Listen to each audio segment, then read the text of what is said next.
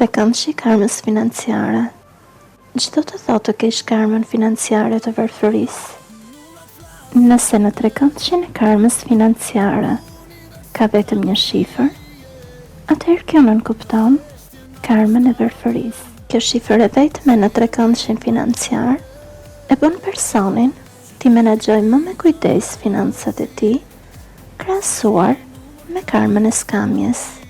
I tillë person është i aftë të mbajë vetveten financiarisht, të sigurojë të ardhurat bazë dhe të përballojë jetën vet. Ai mund ta ketë të vështirë të kursejë para, të investojë para apo të menaxhojë në mënyrë të suksesshme dhe efikase financat e tij. Megjithatë, i tillë person gjatë jetës së tij nuk ngelet në situatën ku të mos ketë para për të mbijetuar, as të jetë i detyruar të jetojë në kurrizë të tjerëve.